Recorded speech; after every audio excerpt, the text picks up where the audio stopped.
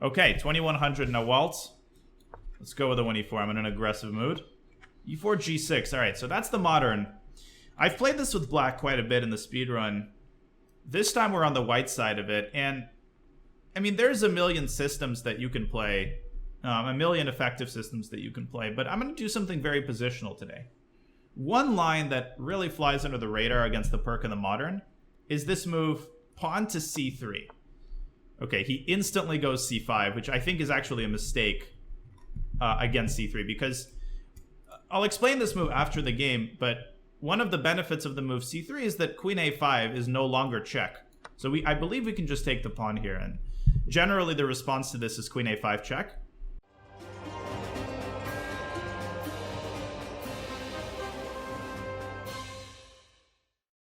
Or queen a5 if the knight is on c3, but here he's going to have a hard time recovering the pawn.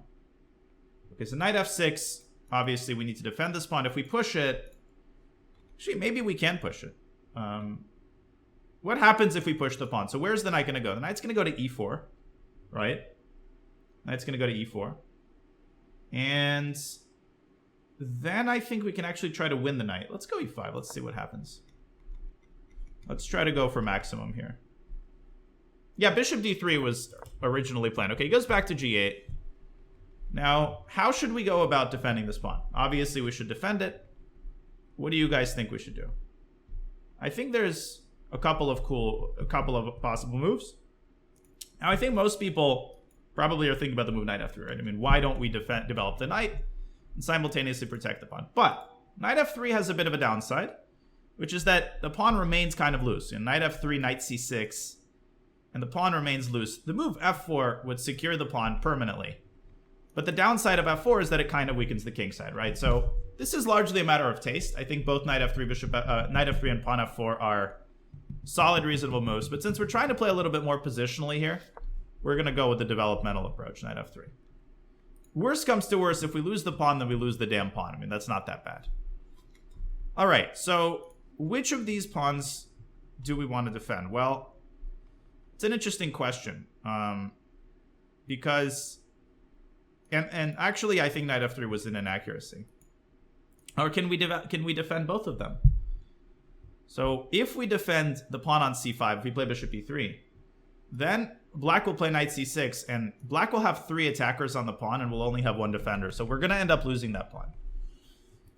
Now, try to think a little bit outside the box. Are there any ways that we can defend both pawns at the same time? Well, we can send in the cavalry. We can do queen d4. We can do queen d5. Which of those moves is better? Well, one of them, when you develop your queen this early, you got to be extremely cautious. And here, queen d5 is much better, because after queen d4, black would have played knight c6 with tempo. All right, so this is a move you got to be incredibly careful about playing. Now we can go bishop f4 and defend the pawn again. And I think a lot of you guys are probably thinking, well, what about e6? Isn't this move bad because of e6? But I'll talk about that after the game. He goes f6. And I think that's a blunder. So let's calculate. Let's calculate. E takes f6, right? Oh, but knight takes f6. Very nice idea by black. I don't know if he even saw this. E takes f6. He goes knight takes f6. And he counterattacks our queen.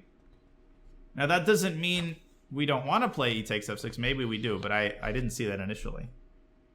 Let's try to find the maximum here. What are the alternatives? The alternative is to play bishop c4. And then, oh, I think we have something very cool there. Let's go bishop c4. One move threat, but it's a great threat, and it also develops the bishop. So this isn't one move threatitis. You're actually accomplishing something with the development move. Now, I think, is the time for e takes f6. I actually think that taking on f6 now is going to be much better than taking on the previous move.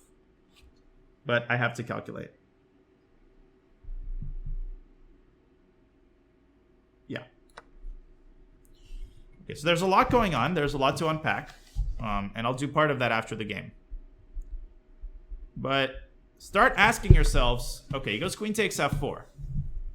Now, what was my idea here? What does white do? Aren't we just losing? No, we're not losing. We can take g7 And if he takes our queen, we take his queen, and we attack the knight simultaneously, which is really important. There's also a check on c1 that has to be accounted for in some of these positions. If this knight was not hanging, we wouldn't even necessarily go for this. Now we're just up a full rook. This is game over, actually. This is just game over. Wow, that was really interesting. A lot to unpack after the game here. I think there's a couple of pretty instructive points. 97. But first, let's finish the game in style. Let's make sure we don't give him any chances. Okay, now, when the position changes this drastically, this quickly, you need to kind of reassess what the threats are. Now, obviously, we're completely winning. But we've got to be actually very, very careful. What would we do? Well, what are the threats? The first threat is for him to take the bishop. The second threat is queen c1. Queen c1 being the more annoying of the two threats. And you may come up with the idea of going bishop b2 or bishop b3 in order to meet queen c1 check with bishop d1. But don't stop calculating there. I believe that that is a mistake. Can somebody tell me why? Why is it a mistake to cover the check on d1?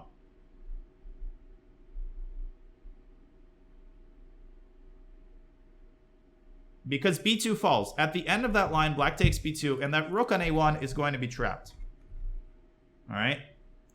So that's a classic example of tunnel vision at a higher level, right? Queen c1, it's easy to tunnel vision that move and think it only attacks the rook, but it also attacks b2. All right, so we have basically decided that we have to do something against this threat. So one very prudent move here would be just to castle. Castling would be an excellent move. We would give up the bishop, but we would still be up in exchange. And obviously, black's king is completely busted. But we also have a fancier move. A lot of you guys are noticing a fancier move that I think may win the game on the spot. And that is the move bishop takes d5. Now, the way that this move works is that after queen c1 check, we simply bring the king up to e2. If in that position the queen captures b2, we can cover that check with a knight connecting the rook simultaneously. If the queen captures the rook on h1, then the queen is out of the game, and we take that knight on g8 with a devastating attack. Okay, hopefully most of you guys followed that line. Now, the way I saw bishop d5 is that I understood that when two knights defend each other, that's a very delicate and oftentimes fragile construction, and you can easily overload one of these knights. Queen takes h1 is going to happen, and then we take on g8, and essentially it's over. Knight takes, queen takes. All right, so we have time here. We're not in a rush. Black is not getting his pieces out anytime soon. I mean, we can start by taking the pawn, but I don't even think we need to. Let's give him a check on g7.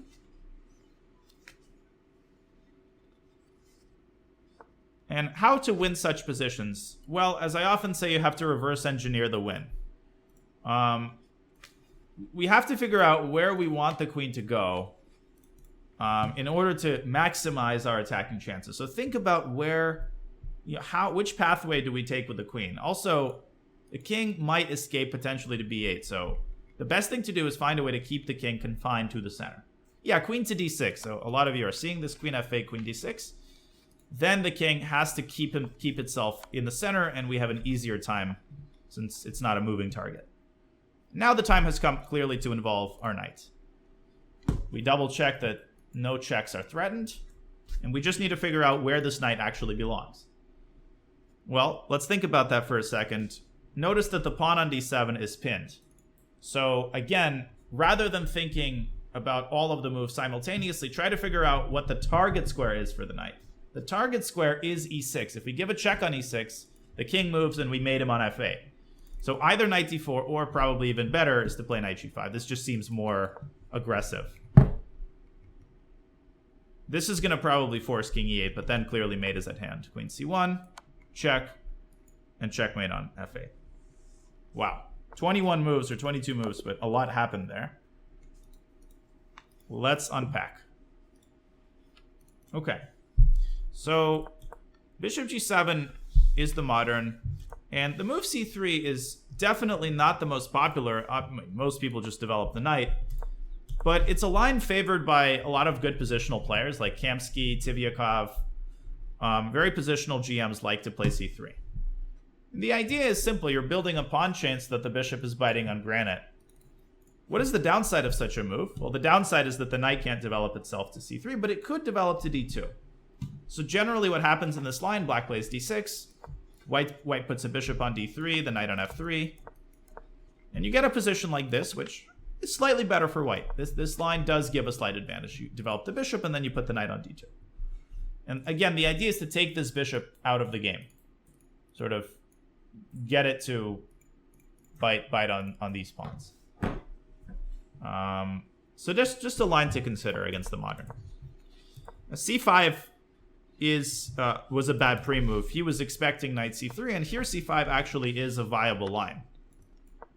The point here is that bishop takes c3 is threatened, as well as queen takes c5. But if we compare that to this position, queen a5 is no longer effective because this is not threatened. We can just play bishop e3 and keep the pawn. Okay, so knight f6 and e5. I think the more testing move would have been knight e4. And here we have to be very precise. But I believe that we can win a piece. Who sees the best move? And if you were following close attention to the game, then you should find this move pretty quickly. The knight wants to capture c5. So can we defend that pawn with tempo? Can we defend that pawn with tempo? So I have something really cool to show you. There are two ways to defend the pawn with tempo. Queen d4 and queen d5. Now, in the game, you guys will remember that queen d5 was the better move. But in this position, and I just verified this with the engine, actually queen d4 is the better move. Why is that? Well, let's understand what happens after queen d4 and queen d5 and compare. The knight is attacked. It has no squares. This is covered. This is covered. This looks clever because white can't take with the e-pawn, but we can take with the c-pawn.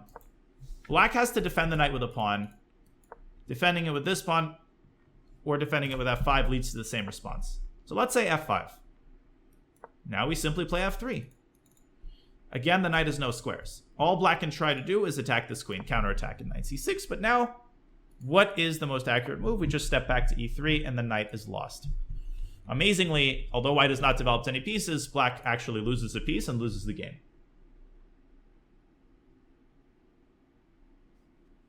All right, so you might ask, well, what the hell is the difference? Why would we even play queen d4? It seems like this is just so much easier.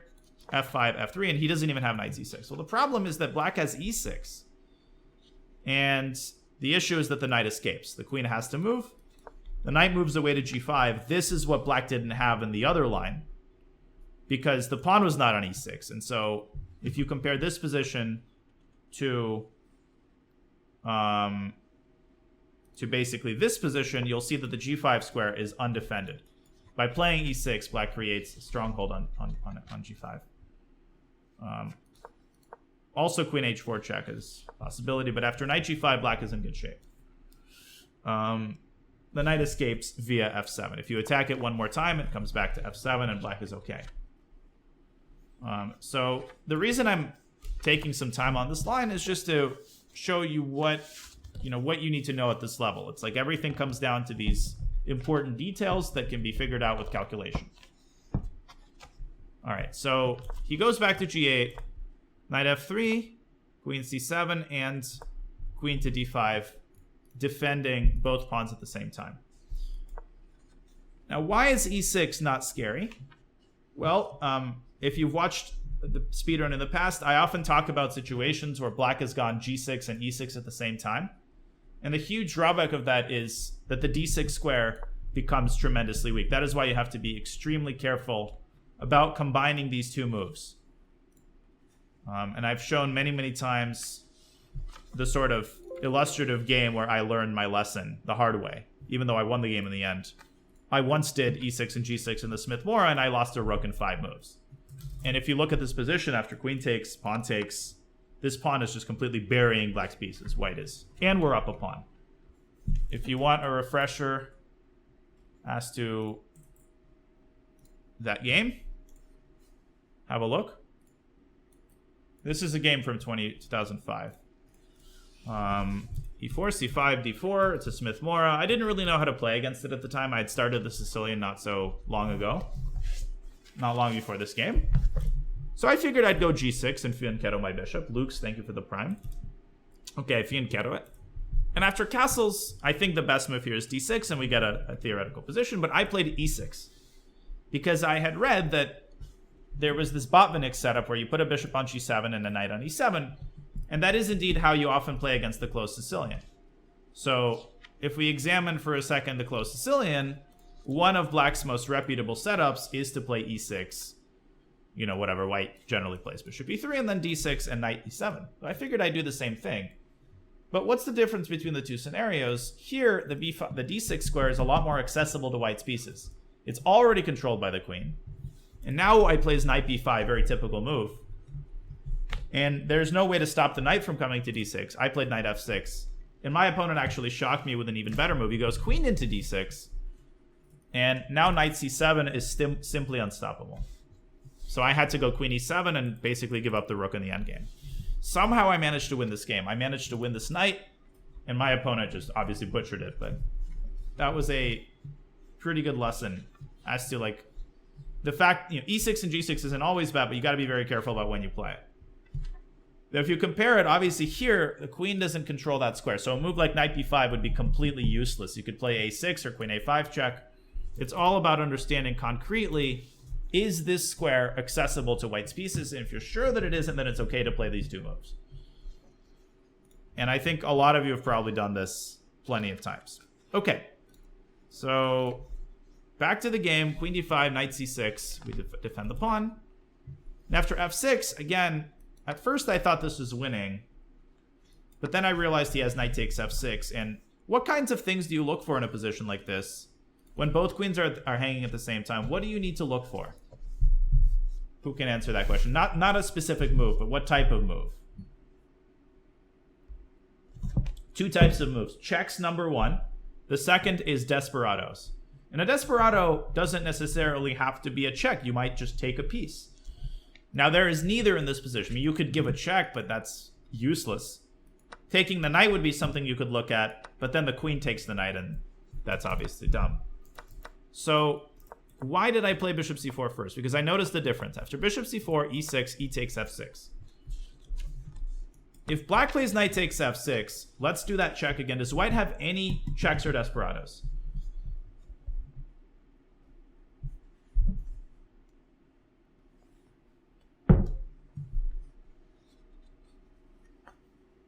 Queen takes e6. There we go. It's because that pawn has appeared on e6. And now we are up actually 2 pawns, and black's pawn structure is destroyed. Now, you might look at this and say, all of this for just a pawn?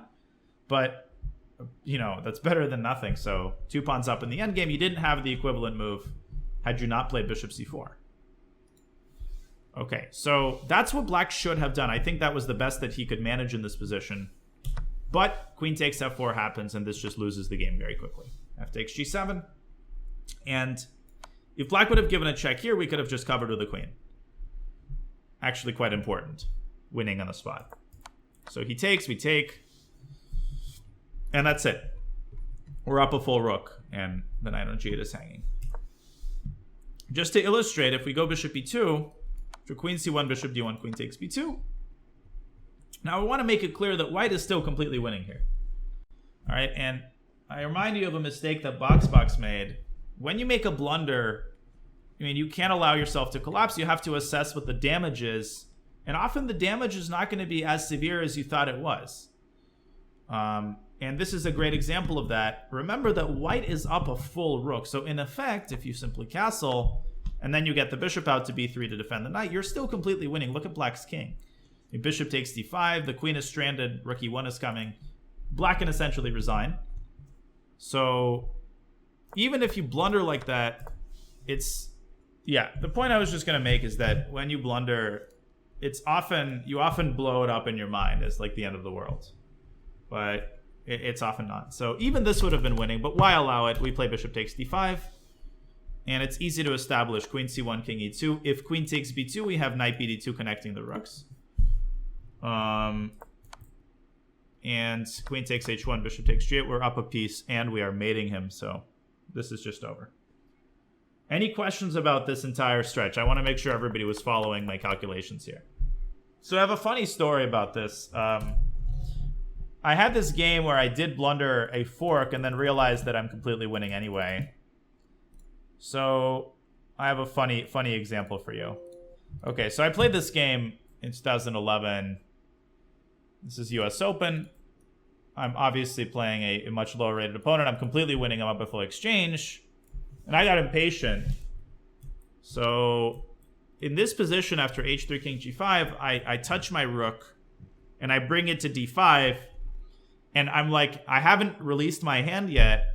And I realized that I was about to blunder knight e3 check. Now, in over the board chess, as long as you do not release a piece, you can move it to any other square. You can bring it to d5, and then, you know, as long as you haven't released your hand, you can bring it back to d3. But you have to move that rook. You can just move it elsewhere. But then I decided that I could just leave it there. Because even after knight e3, it's very easy to establish that this pawn endgame is completely winning. I'm just up a pawn. And, you know, I'm just going to create a passer on the other side of the board. So the game is over. And he actually resigned here. So, you know, don't panic. The reaction to a blunder shouldn't be panic. It should just be soberly evaluating the damage. And that's all she wrote. Happy accident is right. Boom, boom, boom. And the last thing I'll say here is that, yeah, there are many ways to win this game. But we decided to bring the queen to d8, go knight g5. And if king e8, the computer shows a very pretty forced mate. The engine shows a really cool mate. So what do we want here? Again, one good way of thinking about this is to understand what the target position is. Well, the target position is this very same position.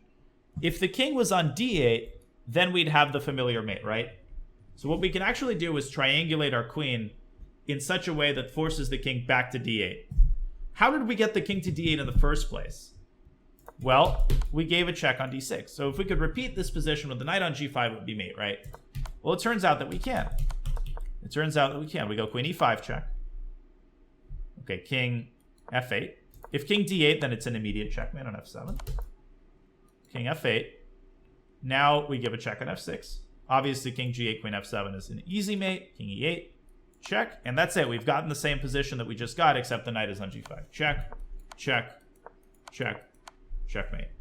So if you look at this without understanding the logic, it seems impossible to find, but when you deconstruct the logic, it becomes pretty straightforward.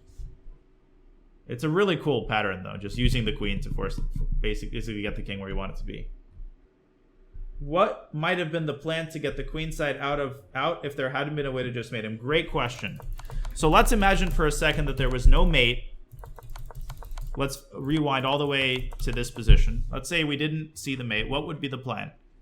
Well, you could approach this in two ways. The first would be to try to get rid of the queen. So one thing you could do here is go queen d4, and then get the queen to d1 to force black's queen out of the first rank. And as soon as the queen leaves the first rank, you can develop the knight and consolidate. The second approach is to prepare knight bd2 and basically say, I'm going to let the queen remain on h1. This is worse than the first plan, but it also works. You can go c4, and then on the next move, you go b3, you connect the queen and the rook, and then you can get your knight out to d2. Now, actually, both of those are fine.